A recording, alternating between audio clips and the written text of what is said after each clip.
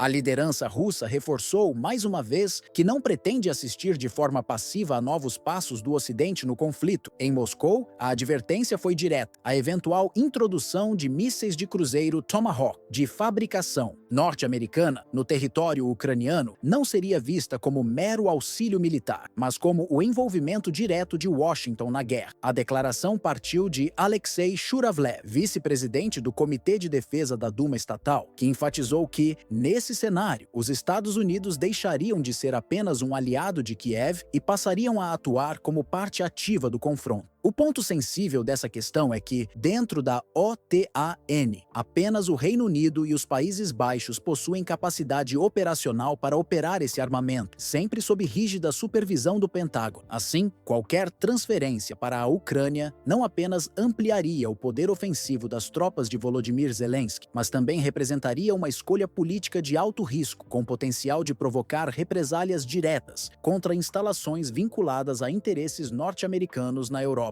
No campo diplomático, o Ministério das Relações Exteriores da Rússia, liderado por Sergei Lavrov, tem insistido em expor o que chama de dupla face da política norte-americana. De um lado, autoridades em Washington falam sobre negociações de paz em fóruns internacionais como a ONU e a OSCE. De outro, aprovam pacotes bilionários em armas para Kiev, incluindo sistemas de defesa aérea e munições de longo alcance. Para o Kremlin, esse paradoxo mina qualquer possibilidade de redução das hostilidades e prolonga um conflito que já se estende desde fevereiro de 2022, quando a Rússia lançou sua ofensiva em larga escala. A crítica russa, entretanto, não se limita ao aspecto militar. Em Moscou, argumenta-se que a dependência estrutural da União Europeia em relação às decisões de Washington compromete a soberania de países como Alemanha, França e Polônia. Essa subordinação, na visão russa, arrasta o continente para uma escalada que serve prioritariamente para interesses estratégicos dos Estados Unidos, deixando a Europa exposta a riscos de segurança que ela própria não controla. Nos próprios Estados Unidos, analistas indicam que também não há consenso sobre o rumo a seguir. Relatos apontam divisões entre setores do Congresso e da administração do presidente Donald Trump, especialmente após o retorno republicano à Casa Branca. Essa falta de unidade reforça a percepção de improviso em um tema de gravidade global, aumentando a incerteza sobre as próximas decisões de Washington. Moscou mantém inalterada a sua postura. A defesa do território nacional e a neutralização de qualquer ameaça externa permanecem como prioridades absolutas. Ao citar sistemas estratégicos como o Oresnik, autoridades russas buscam enviar um recado inequívoco de que o país dispõe de capacidades de resposta de longo alcance, incluindo armamentos nucleares, caso considere que sua integridade esteja em perigo. Essa menção não é casual, mas se insere numa tradição de demonstrações de poder iniciada ainda na Guerra Fria, quando tanto a União Soviética quanto os Estados Unidos utilizavam a exibição de arsenais estratégicos como forma de dissuasão mútua. No presente, o uso desse tipo de linguagem reflete não apenas a dimensão militar, mas também o peso político da mensagem. O Kremlin busca reforçar que, se linhas vermelhas forem ultrapassadas, a resposta poderá envolver medidas com alcance muito além da Ucrânia, atingindo interesses militares e logísticos em solo europeu. Cidades como Varsóvia, Berlim e até mesmo centros de comando da OTAN em Bruxelas surgem de forma implícita como pontos vulneráveis em caso de uma escalada que Moscou considere inevitável. Essa estratégia retórica também dialoga com a percepção de que a Europa se tornou o elo mais frágil da cadeia de decisões do Ocidente. Para a Rússia, os países europeus se expõem a riscos crescentes ao seguir a política de Washington, sem possuir mecanismos autônomos para controlar as consequências. Tal dependência, argumenta o Kremlin, pode transformar o continente em um teatro de confronto indireto entre potências nucleares, um cenário que remete a momentos críticos da década de 1980, quando exercícios militares da OTAN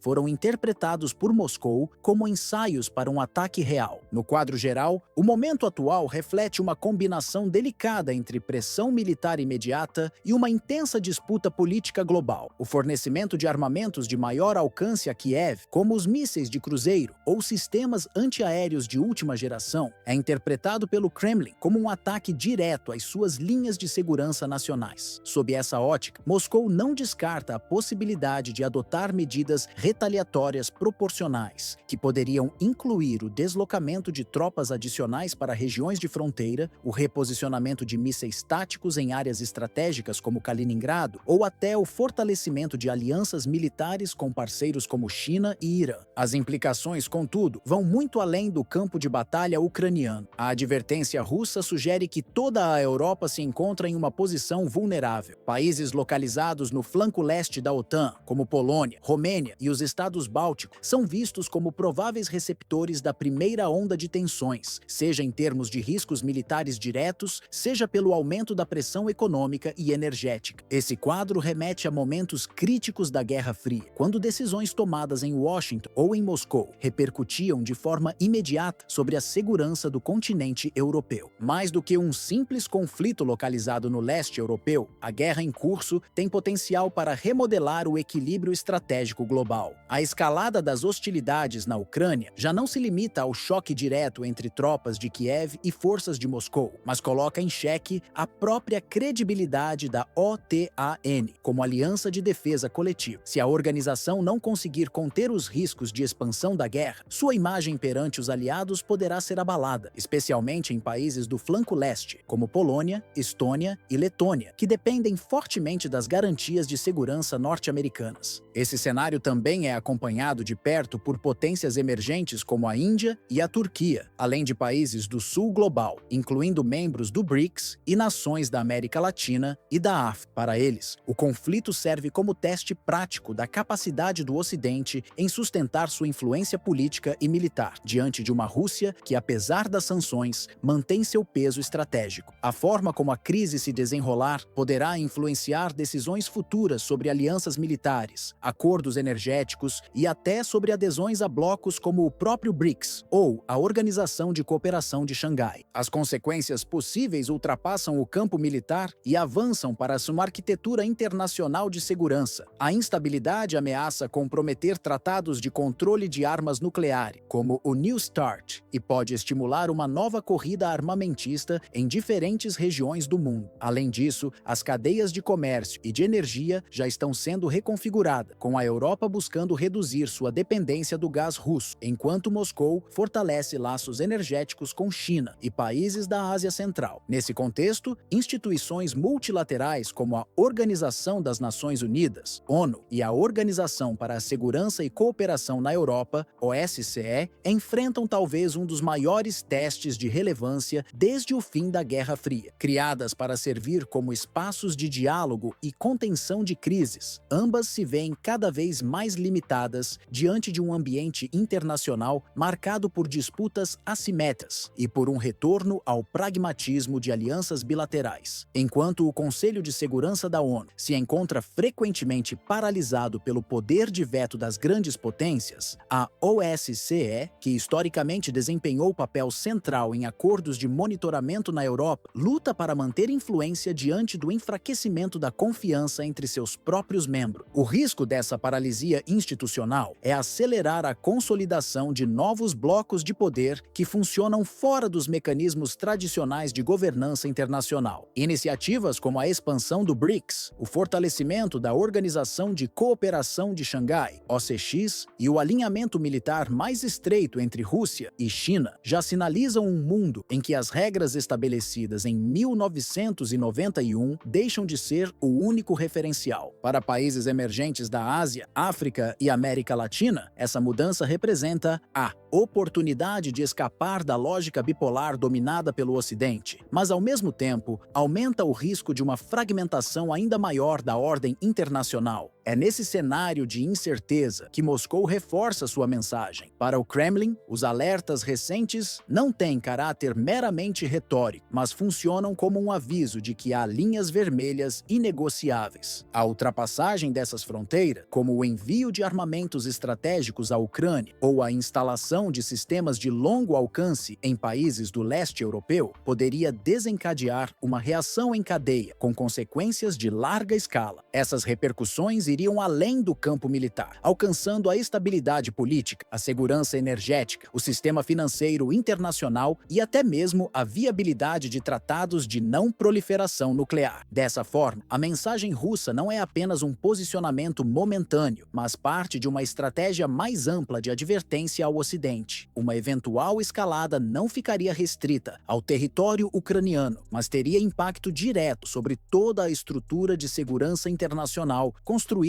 ao longo das últimas 3 décadas. Na última sessão da Assembleia Geral das Nações Unidas, em Nova York, a diplomacia russa optou por um tom incomum, abandonou as formalidades protocolares e fez acusações diretas contra Israel. O ministro das Relações Exteriores, Sergei Lavrov, afirmou que o governo de Benjamin Netanyahu vem conduzindo operações militares que ultrapassam fronteiras e ampliam deliberadamente o quadro de instabilidade no Oriente Médio. Segundo Moscou, a ofensiva não se limita à faixa de Gaza, mas também tem atingido países como Irã, Síria, Líbano, Iêmen, Iraque e Catar, criando uma rede de tensões que ameaça se transformar em um conflito de alcance regional e até global. Ao tratar da Cisjordânia, Lavrov foi categórico. A anexação de territórios palestinos constitui, na visão da Rússia, uma violação direta das resoluções da ONU, aprovadas desde os acordos de Oslo, nos anos 1990. O chanceler argumentou que tal prática não apenas compromete a legalidade internacional, mas também inviabiliza, de maneira calculada, a possibilidade de 2 estados coexistirem lado a lado, proposta que por décadas orientou negociações de paz entre israelenses e palestinos. O discurso também incluiu críticas à Europa. Embora tenha elogiado o reconhecimento recente da Palestina por parte de França e Reino Unido, Lavrov ironizou a demora dessas decisões, lembrando que o atraso contribuiu para que a crise humanitária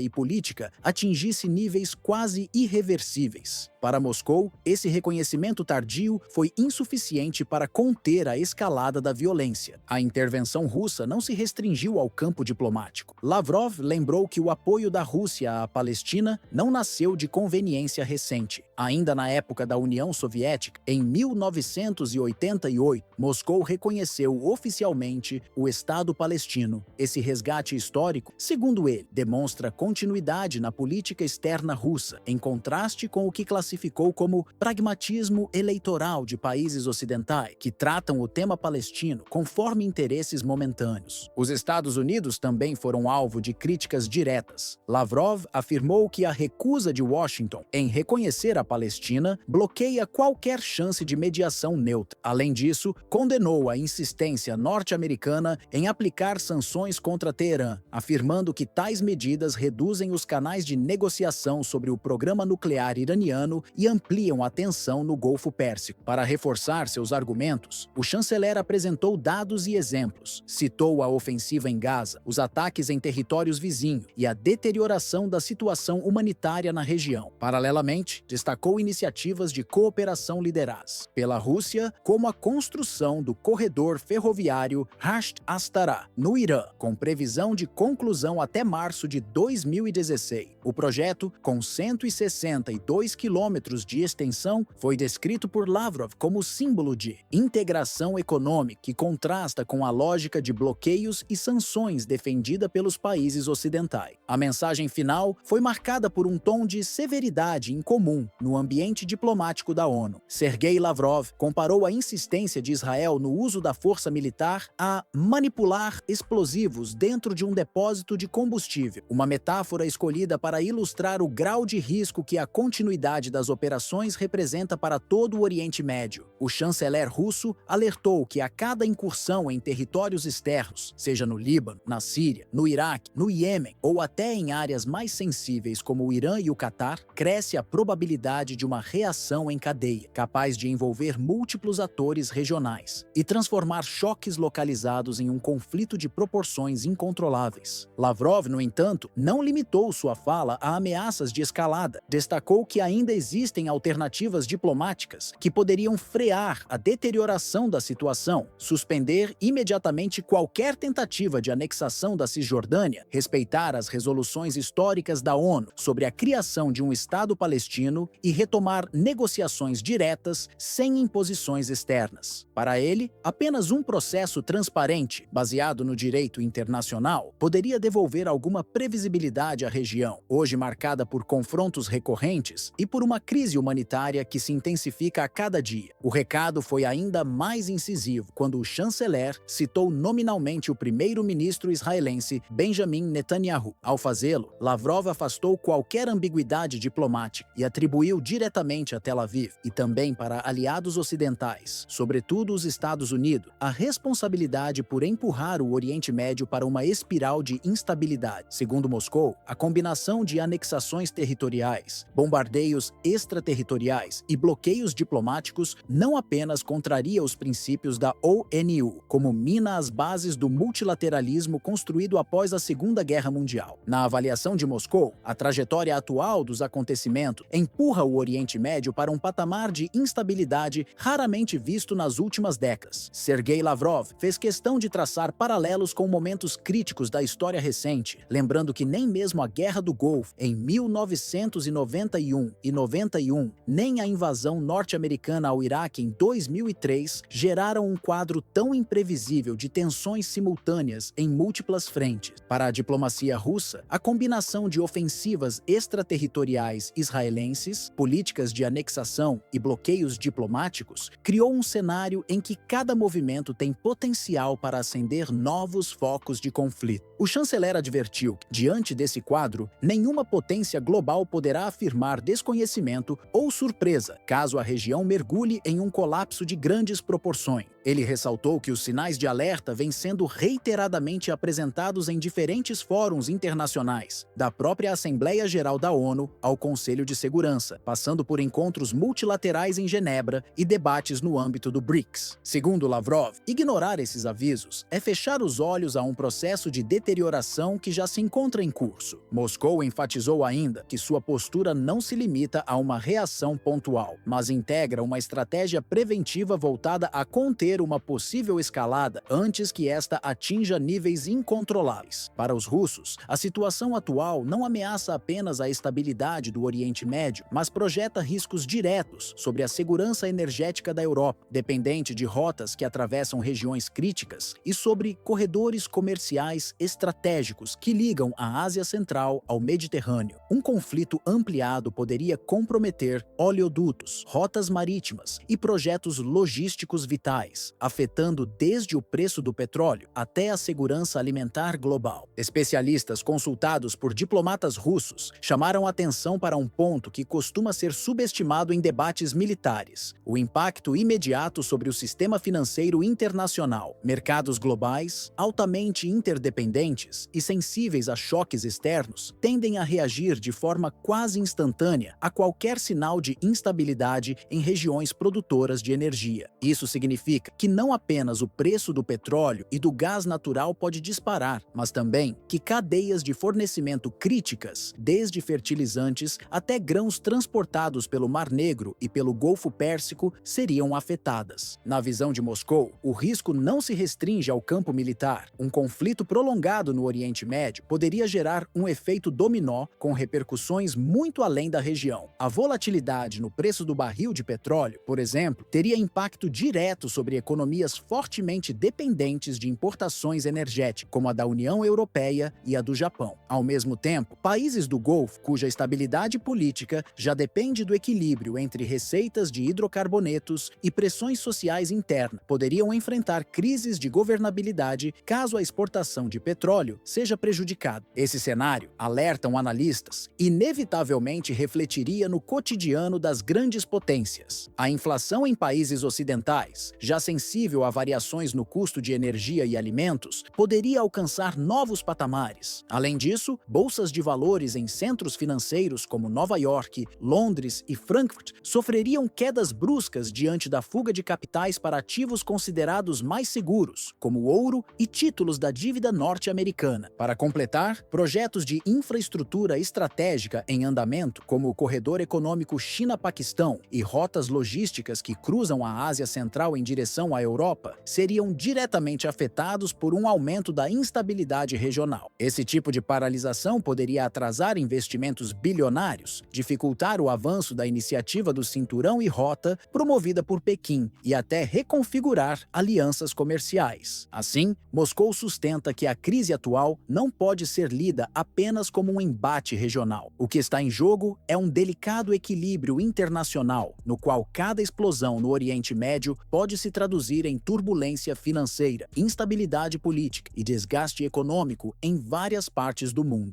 O mês de setembro de 2025 ficou marcado por um clima de instabilidade crescente no continente europeu. Autoridades em diversas capitais compararam a atmosfera atual à dos momentos mais críticos da Guerra Fria. O alerta mais contundente partiu de Moscou. A porta-voz do Ministério das Relações Exteriores da Rússia, Maria Zakharova, afirmou que Kiev estaria planejando uma operação de falsa bandeira para manipular países vizinhos da OTAN, entre eles Romênia e Polônia, e provocar uma reação militar direta contra a Rússia. Segundo a acusação russa, a suposta manobra envolveria drones de fabricação russa que teriam sido abatidos em combates na Ucrânia, recuperados em território controlado por Kiev e posteriormente reparados em fábricas militares locais. A estratégia, de acordo com essa versão, seria utilizá-los em ataques contra centros logísticos da Aliança Ocidental, criando assim impressão de uma ofensiva russa e legitimando uma resposta da OTAN. Para ilustrar o risco, Zakharova evocou o incidente de Gleiwitz em 1939, quando o regime nazista encenou um ataque para justificar a invasão da Polônia no início da Segunda Guerra Mundial. Os argumentos de Moscou foram acompanhados da citação de episódios que haviam ganhado repercussão internacional. Em 10 de setembro, o governo da Polônia anunciou a derrubada de drones que teriam cruzado seu espaço aéreo. Embora Varsóvia tenha responsabilizado Moscou, pesquisas de opinião dentro do país indicaram desconfiança entre parte da população, que considerou possível uma origem alternativa para o ataque. Poucos dias depois, em 20 de setembro, Kiev relatou ter sofrido o maior bombardeio em meses, declarando que mais de 600 projéteis, entre mísseis e drones, haviam sido lançados contra suas cidades. No entanto, analistas independentes observaram que os danos reportados não correspondiam à magnitude das cifras divulgadas, levantando suspeitas de que os números poderiam ter sido inflacionados para manter a narrativa de pressão constante sobre a Rússia e justificar pedidos de reforço militar ao Ocidente. A tensão ganhou novo capítulo em 23 de setembro, quando o governo da Estônia acusou 3 caças MiG-31 russos de invadirem seu espaço aéreo por 12 minutos. Moscou respondeu afirmando que se tratava de um voo programado entre a região da Carélia e o enclave de Kaliningrado, sem intenção de violar fronteiras. Ainda assim, Tallinn recorreu ao artigo 4º do Tratado do Atlântico Norte, tornando-se o segundo Estado-membro em menos de um mês a solicitar consultas formais de segurança. Apesar da gravidade das denúncias, a resposta da OTAN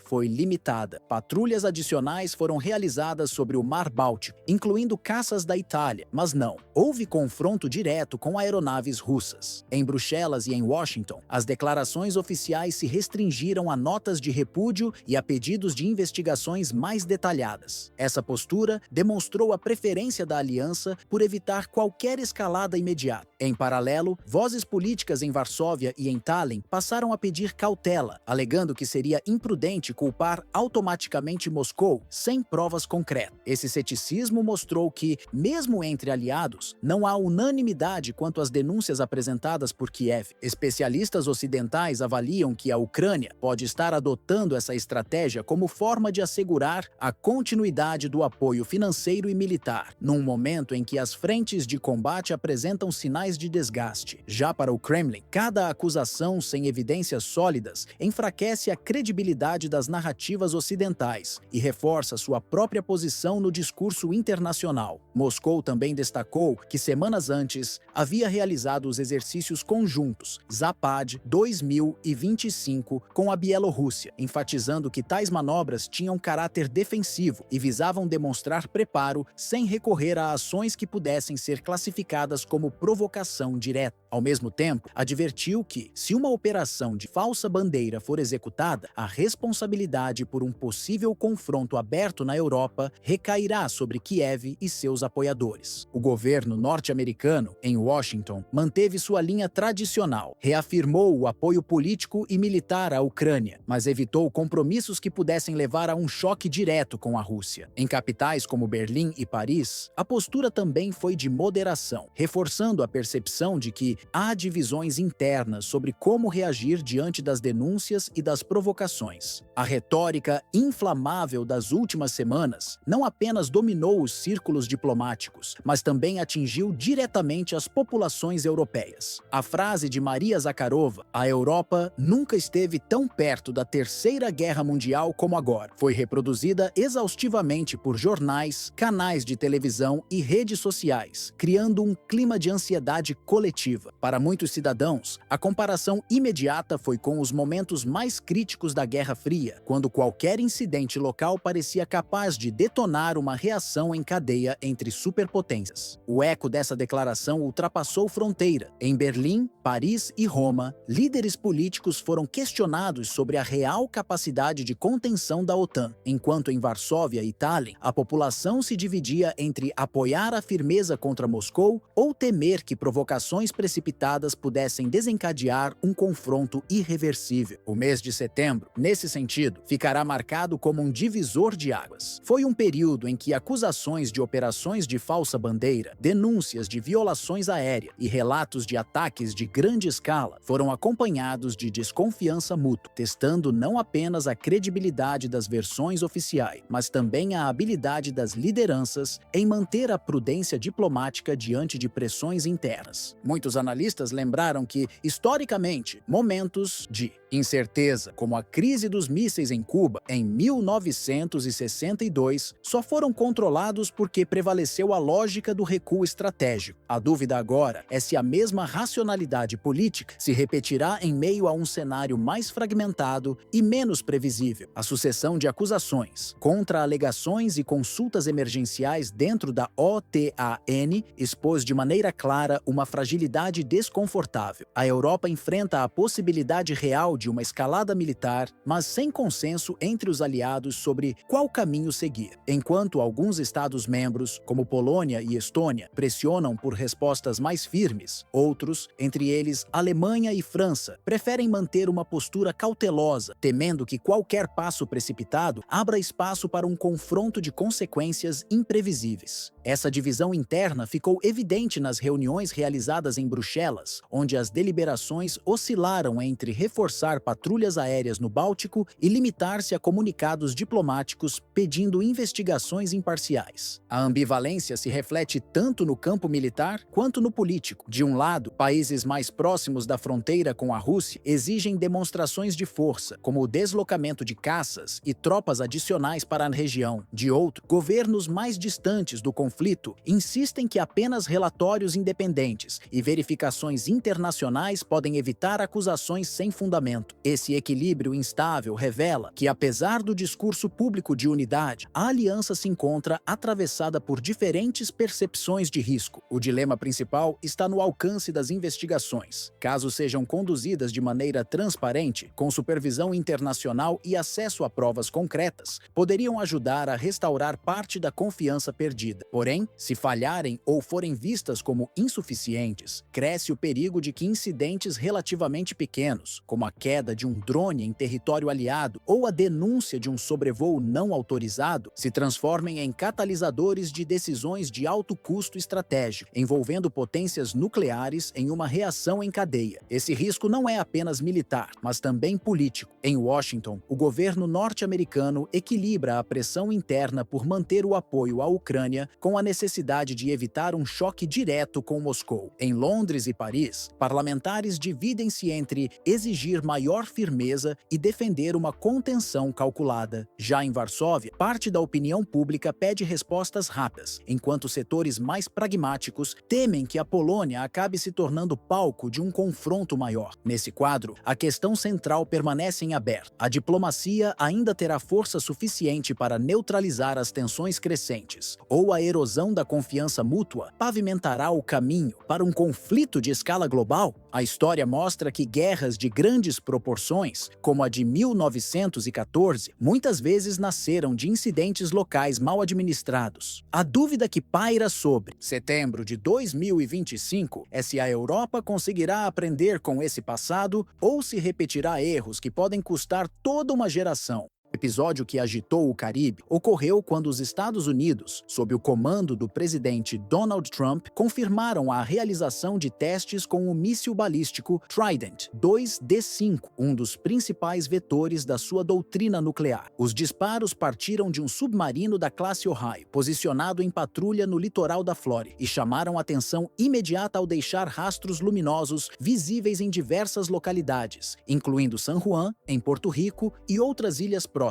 Embora o Pentágono tenha classificado a operação como exercício técnico com projéteis desarmados, líderes políticos da região interpretaram o gesto como sinal calculado de intimidação, especialmente diante do aumento da pressão sobre a Venezuela. Do ponto de vista estratégico, o Trident 2D5 é considerado peça central do arsenal norte-americano, projetado na década de 1980 e constantemente modernizado. O míssil é movido a combustível sólido em 3 estágios, tem alcance superior a 7.000 quilômetros e capacidade de transportar múltiplas ogivas, incluindo nucleares. Além de integrar a tríade de dissuasão dos Estados Unidos, o sistema também está em serviço na Marinha Real Britânica, o que reforça seu peso político no âmbito da OTAN. Analistas recordam que o programa de extensão de vida útil, que garantirá sua operação até pelo menos a década de 2040, simboliza a intenção de Washington de manter um instrumento de poder capaz de projetar influência global por várias décadas. Na versão oficial, os lançamentos teriam servido apenas para avaliar a prontidão da frota e a confiabilidade técnica do arsenal. Contudo, no cenário regional, a coincidência entre os testes e a retórica cada vez mais dura de Washington contra o governo de Nicolás Maduro deu ao episódio uma dimensão política. Para líderes e analistas caribenhos, as imagens do clarão noturno representaram um aviso, alimentando receios de que exercícios de rotina possam se transformar em demonstrações de força, com impacto direto sobre a segurança regional. Em Caracas, a resposta foi imediata. O presidente venezuelano classificou os testes como provocação e convocou o Conselho de Estado a manter-se em sessão permanente, encarregado de definir planos de defesa e avaliar riscos de novas pressões externas. Autoridades venezuelanas também associaram os lançamentos a medidas recentes de Washington, como sanções econômicas e a oferta de recompensas por membros do governo, interpretando a sequência de ações como parte de uma estratégia de intimidação coordenada. Além disso, o governo destacou o apoio crescente em fóruns internacionais, como a ONU e a CELAC, apontando para uma tentativa de contrabalançar o isolamento imposto pelo Ocidente. A repercussão também se fez sentir em Porto Rico, onde declarações de autoridades locais chegaram a sugerir cooperação cooperação com os Estados Unidos para capturar opositores venezuelanos em troca das recompensas oferecidas por Washington. Esse tipo de posicionamento inflamou o debate e trouxe questionamentos sobre os limites entre a cooperação judicial, as pressões diplomáticas e a instrumentalização militar. Especialistas em segurança internacional lembram que, em momentos de tensão, até exercícios padronizados podem provocar efeitos políticos inesperados. A decisão de usar um sistema estratégico de longo alcance, como o Trident, em águas próximas ao Caribe, alterou percepções de risco, reforçando a ideia de que os Estados Unidos estavam dispostos a exibir sua capacidade nuclear de forma explícita. Para países da região, o episódio foi menos um teste técnico e mais um recado geopolítico. As preocupações não se limitaram ao campo militar. O Caribe é uma rota vital para o transporte marítimo e para o comércio energético entre a América do Sul, a América Central e o Atlântico Norte. A percepção de que a região pode se transformar em palco de disputas estratégicas amplia riscos econômicos, afeta cadeias de suprimento e gera insegurança para economias dependentes de importação e exportação. Apesar de a operação ter sido oficialmente descrita pelo Pentágono como parte de um calendário rotineiro de exercícios, os impactos diplomáticos surgiram de imediato. Em poucas horas, o episódio já repercutia em declarações de governos latino-americanos e caribenhos, alimentando debates em fóruns multilaterais como a Organização das Nações Unidas, ONU, e a Comunidade de Estados Latino-Americanos e Caribenhos, CELAC. A desconfiança entre os atores envolvidos aumentou, reduzindo a margem para negociações diretas e dificultando canais de diálogo que já vinham fragilizados desde a intensificação das sanções norte-americanas contra a Venezuela em anos anteriores. Em Caracas, o episódio foi rapidamente incorporado ao discurso oficial. Para o governo de Nicolás Maduro, os disparos representaram uma oportunidade de reforçar a narrativa de resistência frente ao cerco de Washington, ao mesmo tempo em que estimularam a busca por alianças políticas e militares mais sólidas com países como Rússia, China e parceiros do BRICS. Esse movimento diplomático foi apresentado como parte de um esforço de construir uma rede alternativa de apoio diante das pressões vindas do norte. Já em Washington, a leitura seguiu outro caminho. O governo norte-americano classificou os lançamentos como demonstração de prontidão estratégica, sinalizando a capacidade de manter em operação, de forma eficaz, um dos pilares de sua dissuasão nuclear. A mensagem também teve um componente voltado ao público interno, reafirmar para aliados da OTAN e para o Congresso que os Estados Unidos continuam capazes de projetar força em escala global, mesmo diante de tensões simultâneas no leste europeu, no Indo-Pacífico e agora no Caribe. Para as populações locais, no entanto, a percepção foi distinta. Em Porto Rico e em outras ilhas da região, os rastros luminosos no céu foram vistos como um lembrete inquietante de vulnerabilidade. Muitos interpretaram o fenômeno não como um exercício militar técnico, mas como um sinal de que o Caribe poderia ser arrastado para o centro de uma disputa de grandes potências. Essa sensação reforçou medos históricos da região, marcada por intervenções externas ao longo do século XX, incluindo episódios da Guerra Fria, quando Cuba se transformou em epicentro da crise dos mísseis de 1962. Em síntese, os disparos do Trident II D5, realizados em águas próximas ao Caribe, extrapolaram o caráter de uma simples manobra de rotina militar. O episódio, ao ser percebido por vizinhos e observadores internacionais, condensou uma combinação de tensões políticas, disputas militares e incertezas econômicas que já marcam a região. Mais do que apenas comprovar a capacidade operacional da frota norte-americana, os lançamentos foram vistos como um sinal de que a área, historicamente considerada estratégica desde os tempos da crise dos mísseis de 1962 em Cuba, continua vulnerável a escaladas de poder entre grandes potências. Esse tipo de demonstração, quando ocorre em locais de alta sensibilidade geográfica, tende a provocar efeitos em cadeia. No plano regional, países do Caribe e da América do Sul avaliam que uma eventual escalada poderia comprometer a segurança marítima, encarecer o transporte de combustíveis e gerar instabilidade econômica em nações altamente dependentes de importação. No plano político, governos latino-americanos passaram a discutir o tema em fóruns como a CELAC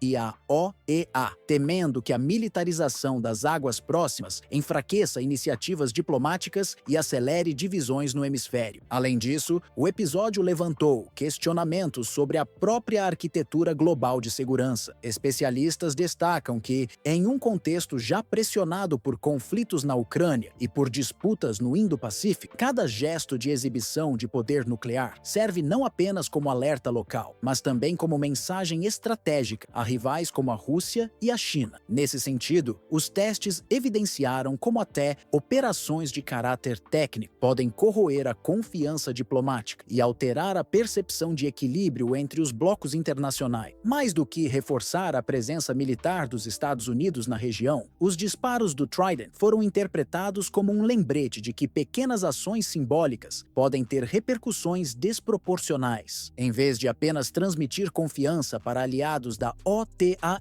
ou ao Congresso norte-americano, os lançamentos ampliaram receios de populações locais e aumentaram a sensação de que o Caribe permanece como um ponto de vulnerabilidade no tabuleiro global. Nova York, mais uma vez, tornou-se o epicentro da diplomacia internacional. Durante a recente Assembleia Geral da ONU, o debate não se concentrou apenas nos conflitos em curso ou nas crises humanitárias, mas em um tema de fundo que acompanha a organização desde a sua criação em 1945, a reforma do Conselho de Segurança. A iniciativa, que já havia sido levantada em outras ocasiões, desta vez ganhou corpo com o apoio explícito da Rússia, que defende a inclusão de países do Sul Global no grupo de membros permanente. Entre os principais candidatos mencionados aparecem Brasil e Índia, ambos vistos como representantes de regiões historicamente marginalizadas nas grandes decisões multilaterais. Para Moscou, a questão não é apenas quantitativa, mas estrutural. O chanceler Sergei Lavrov argumentou que a composição atual do Conselho reflete um arranjo herdado da Guerra Fria, que já não corresponde à realidade contemporânea. Em suas palavras, a ordem internacional permanece marcada por uma divisão artificial entre um círculo restrito de potências que ditam os rumos da segurança global e a maioria dos países relegados a papel secundário. Segundo ele, sem representatividade ampliada, o Conselho corre o risco de perder legitimidade e de ver suas resoluções questionadas por grande parte da comunidade internacional. A proposta russa não se limita a discursos. O plano prevê a entrada permanente de Brasil e Índia, o que ampliaria a capacidade de influência do BRICS, além de corrigir uma ausência histórica, a falta de um assento fixo para o continente africano, apesar de este concentrar mais de 1 bilhão de habitantes e a maior taxa de crescimento populacional do mundo. Lavrov ressaltou que a decisão sobre quais países africanos ocupariam essa posição deve partir da própria União Africana, sem imposições externas, como forma de reparar o que chamou de injustiça histórica. As implicações seriam imediatas. Um Conselho de Segurança mais diverso teria condições de barrar iniciativas militares unilaterais e de propor alternativas diplomáticas mais equilibradas. Analistas próximos a Moscou destacam que essa mudança obrigaria Estados Unidos e Europa Ocidental a dialogarem com uma maioria global até então subrepresentada. Para reforçar seu argumento, Lavrov citou episódios recentes da história: o bombardeio da Iugoslávia pela OTAN em 1999, a invasão do Iraque em 2003 e a intervenção na Líbia em 2011. Todas essas ações, segundo ele, foram conduzidas por um pequeno grupo de países, mas tiveram impactos devastadores para milhões de civis. O chanceler também voltou sua atenção ao Oriente Médio, criticando o uso desproporcional da força por Israel contra a faixa de Gaza e alertando para os riscos de instabilidade em países como Irã, Síria, Iêmen, Líbano, Catar e Iraque.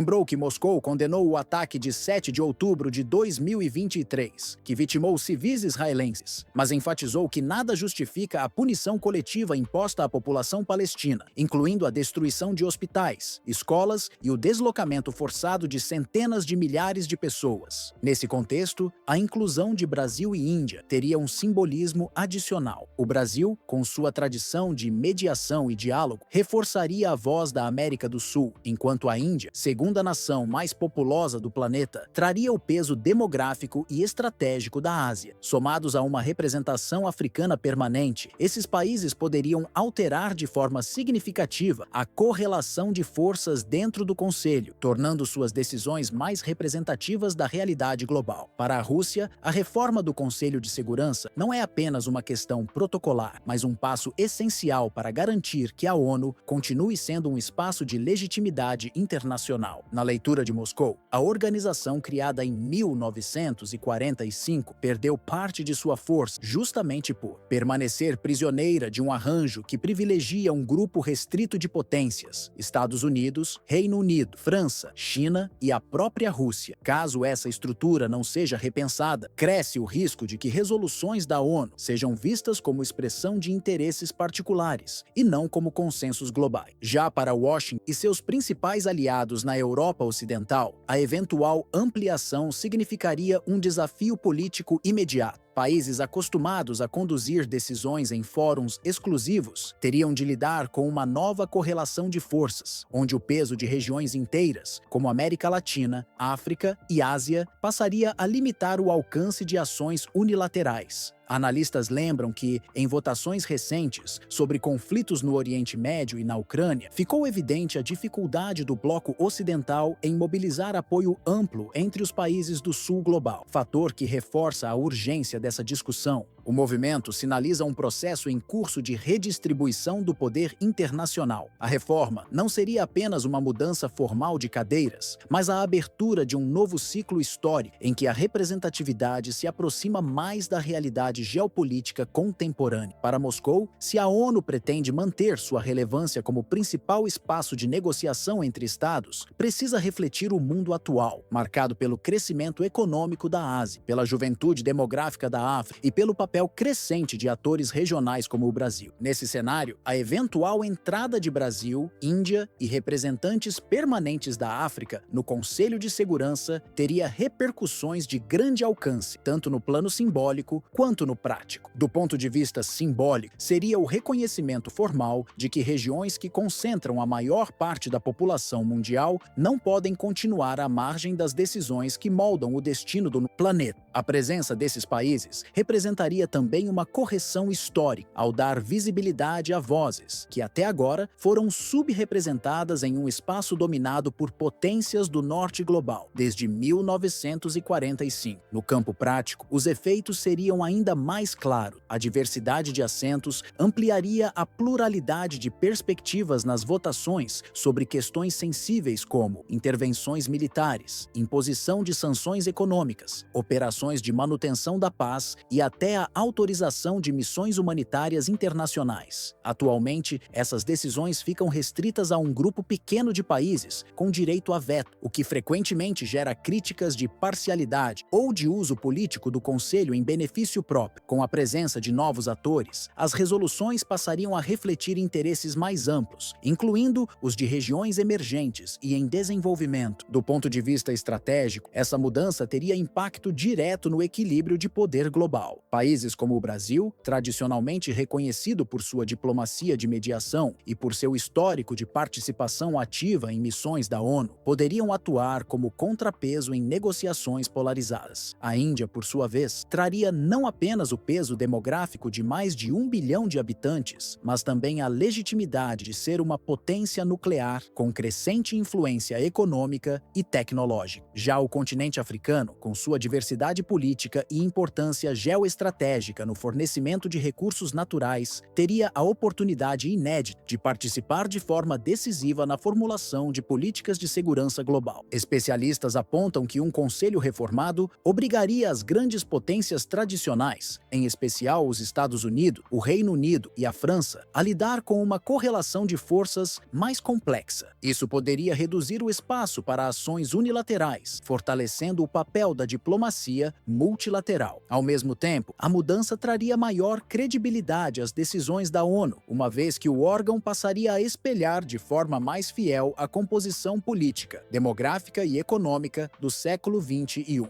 Para muitos analistas, o momento atual representa um verdadeiro ponto de inflexão na diplomacia internacional. A eventual reforma do Conselho de Segurança seria mais do que uma atualização institucional, marcaria a tentativa de alinhar a ONU ao século XXI, em um mundo onde novas potências regionais e blocos emergentes reivindicam espaço. Esse redesenho não apenas reforçaria a legitimidade da organização, como também poderia inaugurar um ciclo de reequilíbrio profundo na governança global, no qual decisões deixariam de ser ditadas por um núcleo restrito de países para refletirem de forma mais ampla a diversidade de interesses do sistema internacional. Se avançar, a reforma teria o efeito de reposicionar a imagem das Nações Unidas, frequentemente criticadas por reproduzirem a lógica de poder da Guerra Fria. Em vez de ser vista como um palco controlado por pouco, as 5 potências permanentes com direito a veto, a instituição passaria a se aproximar da realidade contemporânea, funcionando como um fórum plural e representativo, capaz de mediar disputas em escala global. Essa transformação poderia redefinir o papel da ONU, resgatando sua função original de prevenir conflitos e estimular negociações diplomáticas, antes que crises evoluam para confrontos armados. As implicações vão além da segurança. Um conselho reformado teria maior legitimidade para debater temas como mudanças climáticas,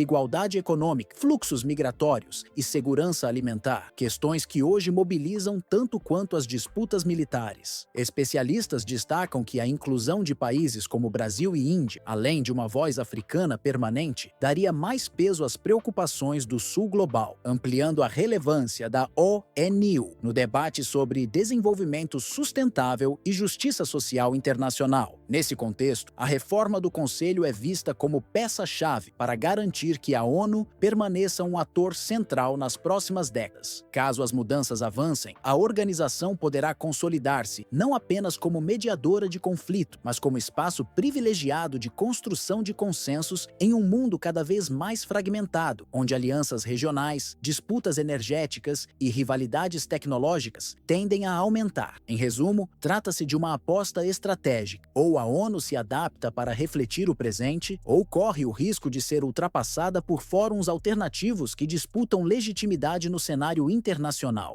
A instalação do sistema de mísseis Oresnik em Minsk, capital da Bielorrússia, marcou uma mudança imediata na equação de segurança da Europa Oriental. Com a transferência confirmada por Moscou, a Rússia reduziu de forma significativa o tempo de reação da OTAN diante de um eventual disparo de longo alcance. Antes, capitais como Londres, Paris e Bruxelas tinham janelas de resposta que podiam ser medidas em dezenas de minutos. Agora, esse intervalo foi comprimido a alguns minutos ou mesmo segundos, criando uma pressão inédita sobre centros políticos e militares do Ocidente. Segundo especialistas em defesa, essa alteração temporal é mais do que um detalhe técnico. Em cenários de combate, perder ou ganhar 2 ou 3 minutos pode determinar se uma interceptação aérea será bem-sucedida ou se uma cidade permanecerá vulnerável. A proximidade dos lançadores em Belarus obriga os comandos aliados a adotarem protocolos de urgência, multiplicando patrulhas aéreas, intensificando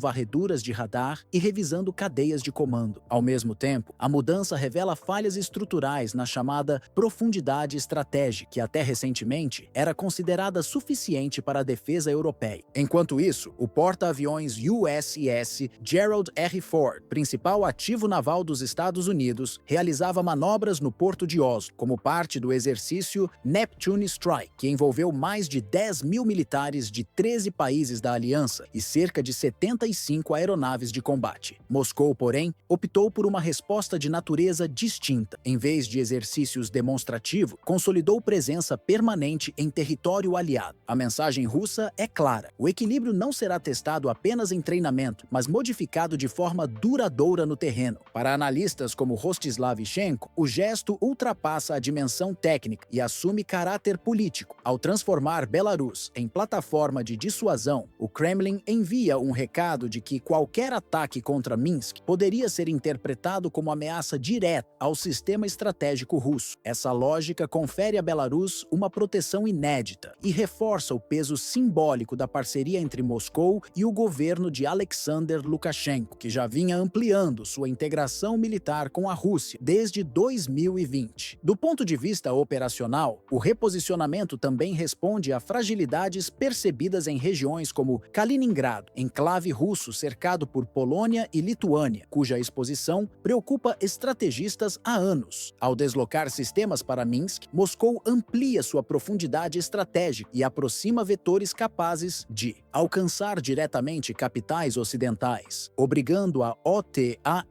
a recalcular hipóteses defensivas em todo o continente. A resposta da Aliança Atlântica tem se concentrado em exercícios no norte europeu, incluindo desembarques anfíbios em fiordes noruegueses e simulações de guerra antissubmarina. Ainda assim, mesmo operações conjuntas não conseguem anular a compressão temporal provocada pela presença do Oresnik em Belarus. Cada patrulha, cada interceptação e cada reunião de comando agora se desenrola sob a certeza de que o Atlântico pode ser atingido a partir de território continental em questão de minuto. O efeito desse movimento não se limita ao campo militar. A compressão das janelas de decisão impõe uma carga psicológica considerável sobre lideranças ocidentais em Londres, Paris, Berlim e Bruxelas, que passam a avaliar medidas de segurança e diplomacia em um ambiente marcado pela urgência e pelo risco de erro de cálculo. Em vez de reuniões prolongadas e consultas diplomáticas, cresce a necessidade de respostas quase imediatas, o que aumenta a tensão interna entre governos e desafia os mecanismos tradicionais de consenso da União Europeia e da própria OTAN.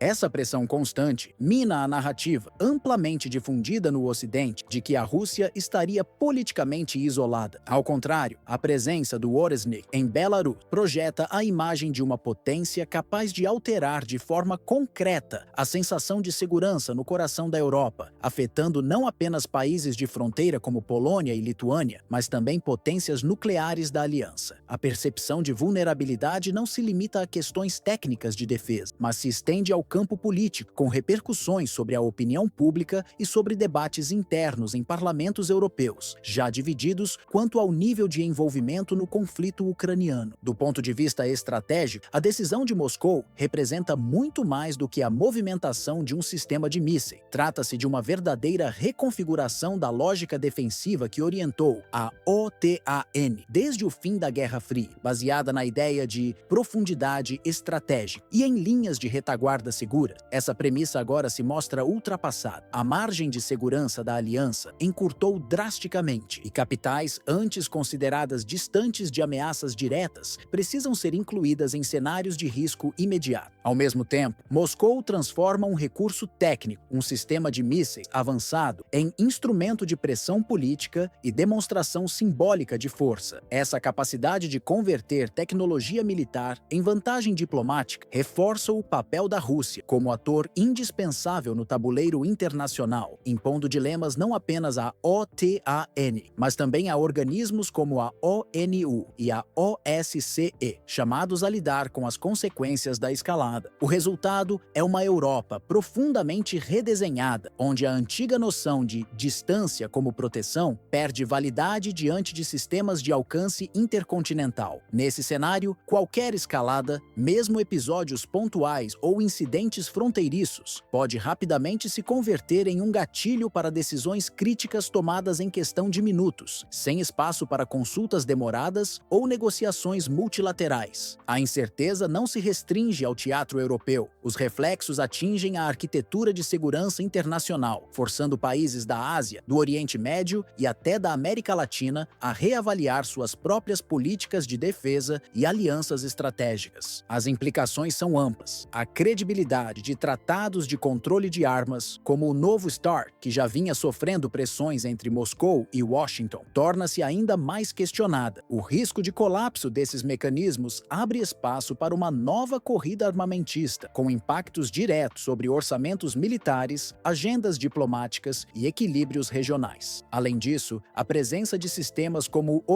Groznyk, em Belarus, reaviva memórias históricas, trazendo à tona paralelos inevitáveis com a crise dos mísseis de Cuba em 1962, quando a proximidade geográfica transformou o Caribe em epicentro de uma disputa global que quase levou o mundo a um confronto nuclear. A diferença é que, desta vez, a arena não se restringe a um ponto isolado como ocorreu na crise dos mísseis de Cuba em 1962. Agora, todo o espaço europeu, de Varsóvia, na linha de frente da OTAN, até Lisboa, no extremo ocidental do continente, encontra-se arrastado para uma condição de vulnerabilidade estratégica inédita. Esse redesenho do tabuleiro obriga líderes políticos e chefes militares a pensar em múltiplos cenários ao mesmo tempo, equilibrando o risco de um confronto direto com a Rússia, com as consequências indiretas de viver sob um estado permanente de alerta. Os efeitos não ficam restritos ao campo militar. A instabilidade se reflete em mercados financeiros que reagem com volatilidade crescente, no encarecimento de seguros marítimos e aéreos, e no aumento da pressão sobre cadeias de suprimentos já fragilizadas pela guerra na Ucrânia e pelas disputas comerciais entre grandes potências. Investidores internacionais reconsideram aplicações em setores estratégicos, como energia e logística, temendo que a proximidade de mísseis de longo alcance desestabilize ainda mais regiões críticas como o Báltico ou o Mar Negro. Além disso, a confiança entre blocos internacionais sofre abalos visíveis. Países do sul global, como Índia, Brasil e África do Sul, observam a escalada com cautela, preocupados com o impacto que um choque no coração da Europa pode ter sobre rotas comerciais e fluxos energéticos globais. Para muitos analistas, o simples fato de as decisões estratégicas precisarem ser tomadas em questão de minutos aumenta exponencialmente o risco de erros de cálculo, e basta um gesto mau, interpretado para deflagrar uma reação em cadeia com efeitos que ultrapassam fronteiras regionais. Em resumo, a vulnerabilidade generalizada não é apenas militar, mas também econômica, política e social. A Europa passa a viver sob a sombra constante de que pequenos incidentes, antes tratados como ruídos diplomáticos, agora podem escalar para choques de proporções globais, lembrando ao mundo que a interdependência entre segurança e estabilidade internacional nunca foi tão evidente. A instabilidade do sistema internacional tornou-se cada vez mais evidente nos últimos anos. O risco de uma guerra em escala mundial deixou de ser um tema restrito a análises acadêmicas e passou a se materializar em áreas sensíveis como o Mar Báltico. Essa região, que abriga corredores marítimos fundamentais para a Europa e fica a poucos quilômetros de São Petersburgo e Kaliningrado, transformou-se recentemente em palco de operações militares de grande porte. Entre elas, destacou-se o exercício Neptune Strike 253, realizado sob coordenação da OTAN, com participação direta de Estados Unidos, Alemanha, Finlândia e Suécia. Oficialmente, a manobra foi apresentada como um treinamento de interoperabilidade entre aliados. Para o Kremlin, no entanto, a leitura é outra. Trata-se de um ensaio de cerco, voltado para pressionar Moscou em seus pontos mais vulneráveis. A escala da operação impressiona. Mais de 10.000 soldados, vindos de 13 países diferentes, atuaram em conjunto com dezenas de navios de guerra e aeronaves de combate, simulando ataques coordenados. Segundo analistas ocidentais, os objetivos eram testar rotas de aproximação, medir tempos de resposta e avaliar a capacidade de bloquear corredores logísticos. Na prática, esse tipo de simulação corresponde a um cenário de estrangulamento militar contra a Rússia. Entre os dias 22 e 26 de setembro, fragatas, destroyers e caças varreram o norte do Báltico. Essa escolha geográfica não é aleatória. Em anos anteriores, exercícios semelhantes ocorreram no Mediterrâneo, região distante das fronteiras russas. Agora, a mudança para o norte europeu transmite um recado claro. São Petersburgo e Kaliningrado, centros de logística militar, indústria pesada e rotas de abastecimento energético, estão sob a mira da aliança. O episódio ganhou ainda mais relevância após o destroyer norte-americano USS Barry Brown Wright atracar em Helsinki no dia 14 de setembro. Embora divulgado como simples visita diplomática, em Moscou, o gesto foi lido como um sinal de presença permanente e de predisposição à escalada. A situação se intensificou com voos táticos de helicópteros finlandeses sobre a costa e a integração de unidades navais alemãs e suecas, reforçando a ideia de coordenação avançada da OTAN.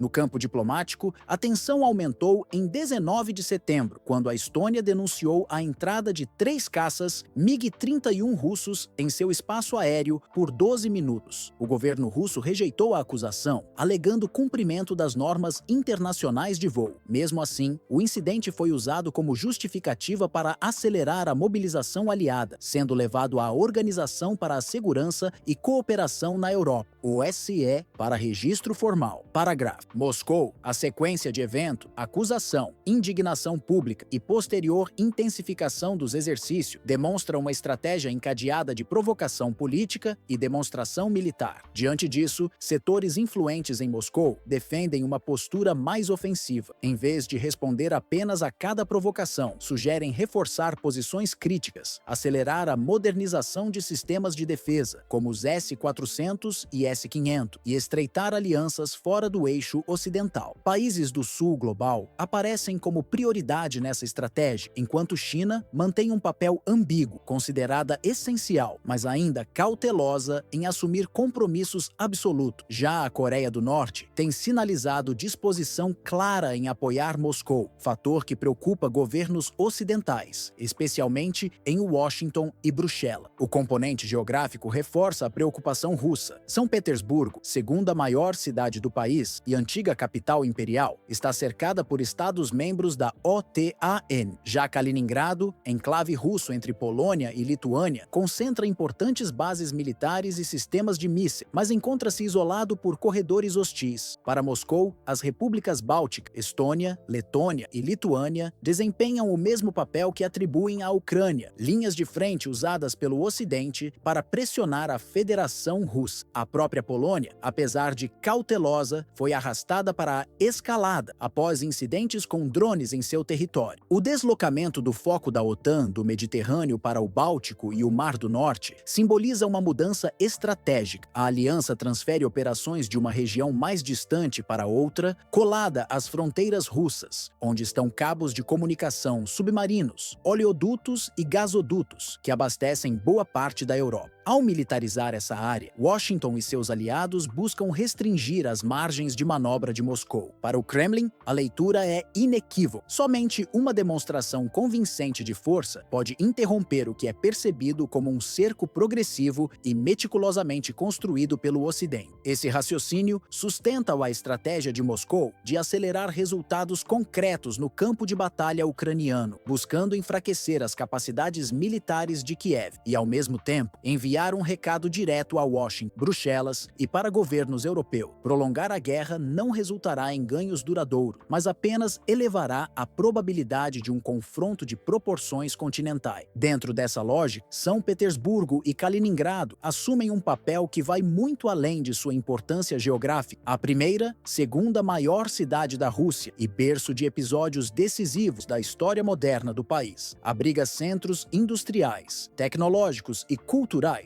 que sustentam a identidade nacional russa. A segunda, um enclave estratégico no coração da União Europeia, situado entre Polônia e Lituânia, concentra bases aéreas e navais, além de sistemas avançados de defesa como os mísseis Iskander. Qualquer tentativa de isolar essas duas regiões seria interpretada em Moscou, não apenas como ameaça militar, mas como golpe direto contra a sobrevivência política e econômica da Federação Russa. Esse simbolismo explica por que ambas as cidades se tornaram, na visão russa, termômetros da disputa pela ordem mundial. Caso fossem sufocadas ou neutralizadas por pressões externas, a mensagem transmitida seria a de que a Rússia poderia ser contida e enfraquecida mesmo em seus redutos mais importantes. Por outro lado, a preservação da liberdade de ação nessas áreas funcionaria como prova de resiliência e abriria espaço para negociações que evitassem uma escalada ainda maior. A instabilidade no Báltico não se limita às águas frias do norte europeu. Seus efeitos reverberam em todo o planeta. Países da Ásia, como China e Índia, observam com atenção os desdobramentos, avaliando se a Rússia conseguirá manter sua capacidade de resistência diante da pressão crescente dos Estados Unidos e da OTAN.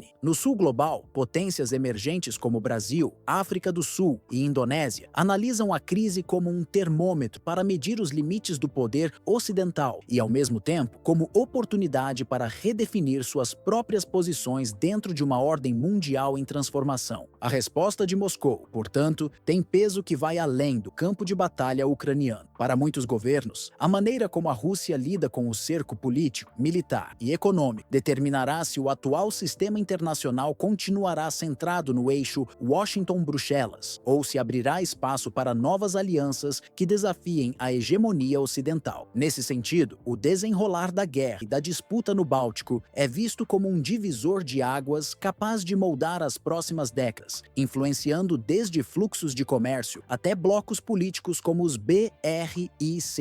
O delicado equilíbrio que se formou torna cada passo potencialmente decisivo. Um exercício naval, uma interceptação aérea ou mesmo uma reunião diplomática pode desencadear reações em cadeia, com impacto global. Analistas destacam que, ao militarizar corredores estratégicos do norte europeu, onde passam cabos de internet submarinos, oleodutos e rotas de abastecimento energético, a OTAN aumenta o risco de incidentes capazes de paralisar não apenas a Rússia, mas toda a infraestrutura crítica da Europa. É por isso que o Báltico, outrora considerado um mar secundário na geopolítica mundial, se transformou em um dos pontos mais sensíveis da política internacional contemporânea. Ali se encontram não apenas navios de guerra e caças modernos, mas também a disputa por modelos de governança global, um pautado pela continuidade da liderança ocidental e outro que busca a ascensão de novos polos de poder.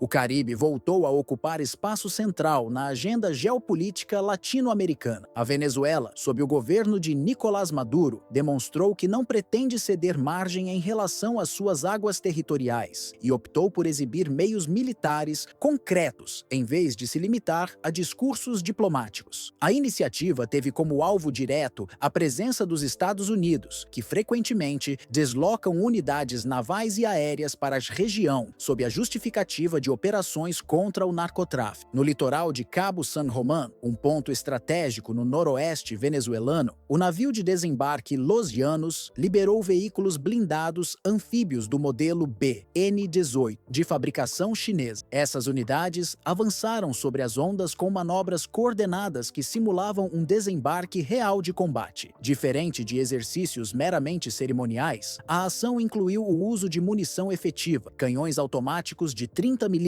mísseis antitanque e capacidade interna para transportar até 11 fuzileiros por veículo. Esses blindados são projetados para cumprir papéis múltiplos, podem atingir cerca de 30 km por hora em deslocamento marítimo e ultrapassar 65 km por hora em terreno sólido. Internamente, comportam 3 tripulantes para condução e operação, além de aproximadamente 10 combatentes totalmente equipados. Essa combinação de mobilidade e poder de fogo permite que sejam usados tanto para abrir brechas sob ataque inimigo, quanto para consolidar posições logo após o desembarque. O exercício ocorreu em um contexto marcado pela presença significativa de forças norte-americanas, a menos de 50 quilômetros da costa venezuelana. Na ocasião, manobravam 8 navios equipados com lançadores de mísseis, mais de 4.000 militares e esquadrões de caças F-35, em clara demonstração de projeção de poder. Para Caracas, limitar-se a responder no campo retórico seria insuficiente. A exibição de meios navais e anfíbios buscou mostrar que a Venezuela possui instrumentos reais para resistir a qualquer tentativa de coerção externa. As imagens divulgadas pelo Ministério da Defesa de Caracas evidenciaram a sequência da manobra. Primeiro, a instalação de sistemas de defesa antiaérea, Pechora e S-125 ao longo da praia, cobrindo o espaço aéreo contra incursões hostis. Em seguida, os blindados anfíbios surgindo do mar e avançando até até a areia em formação coordenada, compondo uma doutrina que integra defesa aérea, controle costeiro e projeção de força em terra. Os BN-18 foram incorporados ao arsenal venezuelano entre 2012 e 2015, como parte de um acordo mais amplo com a República Popular da China, que incluiu navios, aeronaves de treinamento e sistemas terrestres. Desde então, esses veículos passaram a figurar regularmente em exercícios e desfiles militares,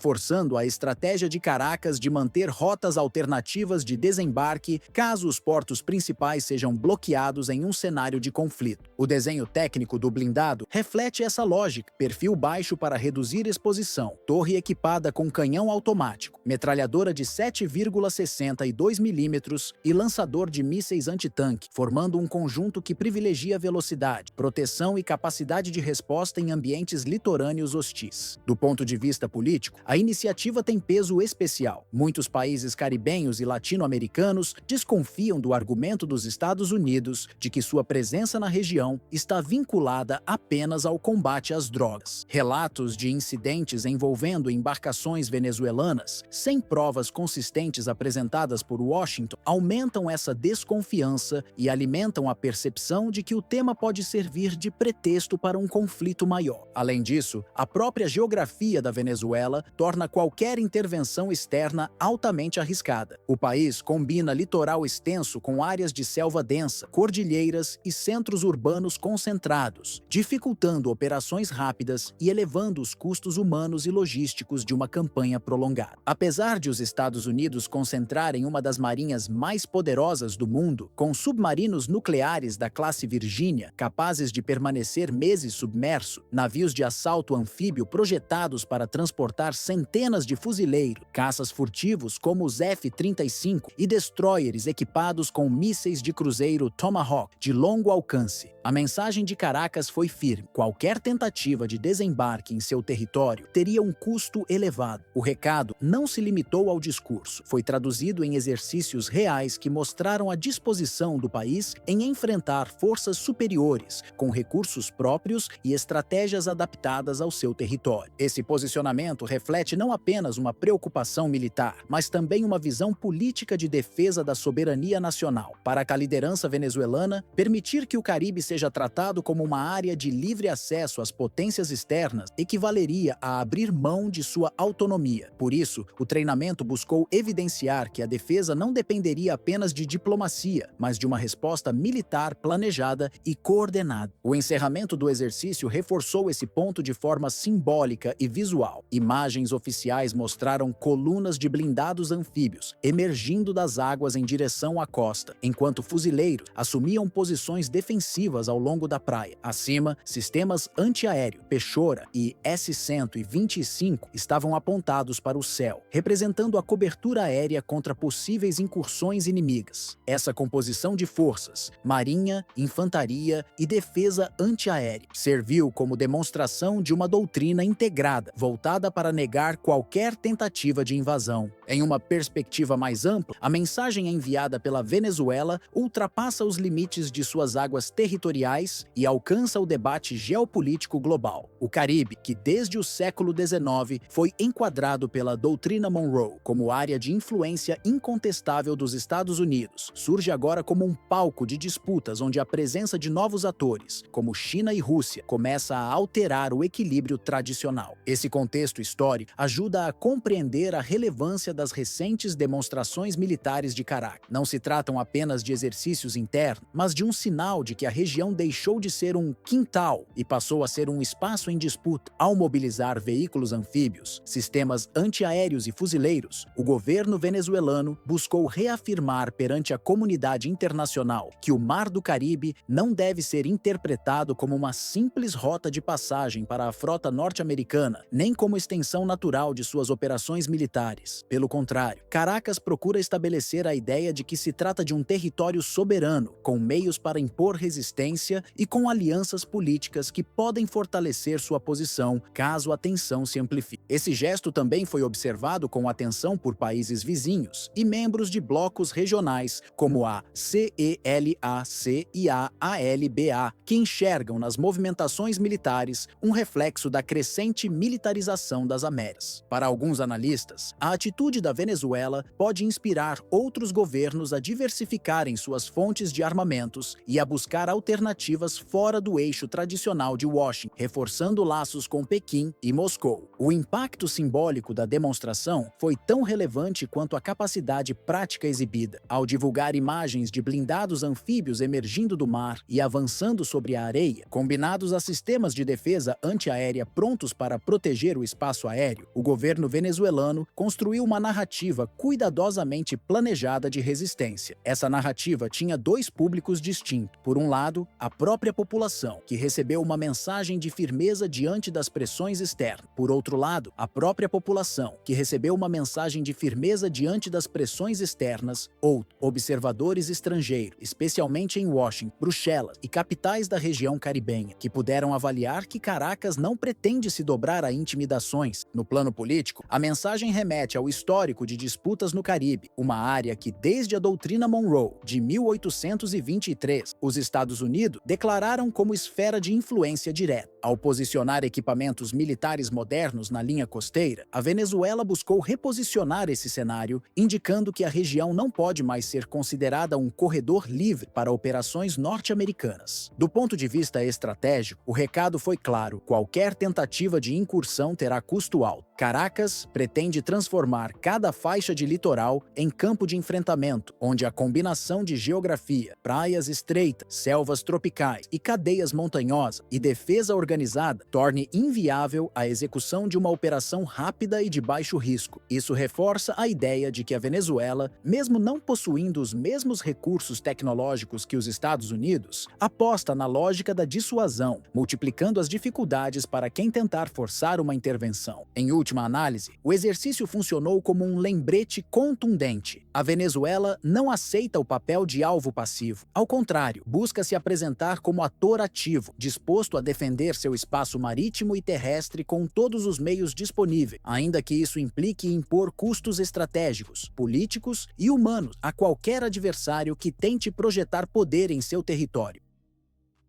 Nova York e Washington voltaram a ser centros de atenção quando o debate sobre a Venezuela tomou proporções inesperadas dentro dos Estados Unidos. Ao contrário do que muitos analistas previam, não houve um movimento automático em direção à escalada militar. O que parecia um caminho inevitável encontrou resistência logo no início, vinda não apenas de parlamentares democratas, mas também de ex-assessores de segurança nacional, estrategistas veteranos e setores da sociedade civil que alertaram para os riscos de transformar a América Latina em mais um campo de batalha. A mensagem desses grupos foi direta: abrir um novo fronte no hemisfério ocidental poderia significar um erro estratégico, comparável às intervenções que marcaram negativamente a política externa norte-americana nas últimas décadas. Entre os críticos, um argumento em especial ganhou força. Donald Trump, ao retornar à Casa Branca, foi eleito sob a promessa de reduzir o envolvimento militar dos Estados Unidos em guerras no exterior, após anos de operações caras e impopulares no Oriente Médio e na Ásia Central. Abandonar esse compromisso poderia custar caro em termos políticos, sobretudo junto ao eleitorado que acreditou em uma mudança de rota. Em segundo plano, mas igualmente relevante, está a memória de fracassos recentes. Iraque, Afeganistão e Líbia permanecem como símbolos de intervenções que começaram com objetivos definidos, mas terminaram em cenários de caos prolongado, insurgências armadas e perdas humanas, que abalaram tanto a credibilidade norte-americana quanto a estabilidade regional. Nesse contexto, qualquer tentativa de atacar Caracas dificilmente resultaria em uma vitória rápida. Pelo contrário, abriria a porta para uma espiral de instabilidade que poderia envolver países aliados do governo venezuelano, como Cuba e Nicarágua, além de ampliar tensões no Caribe. Para a opinião pública norte-americana, já cansada dos custos bilionários das guerras no Afeganistão e no Iraque, uma nova intervenção militar em solo latino-americano seria difícil de justificar. Na Venezuela, as pesquisas de opinião e relatos jornalísticos indicam que a maioria da população rejeita a presença de tropas estrangeiras. O foco do cidadão comum está na recuperação econômica e na na estabilidade social, não na repetição de um cenário de guerra. Empresários locais e líderes políticos moderados têm advertido que uma ocupação armada poderia transformar o país em um novo Haiti, marcado por décadas de instabilidade política, dependência externa e crises humanitárias. Do ponto de vista geopolítico, uma ofensiva contra Nicolás Maduro teria efeitos colaterais que vão além da Venezuela. Analistas apontam que, em vez de isolar Caracas,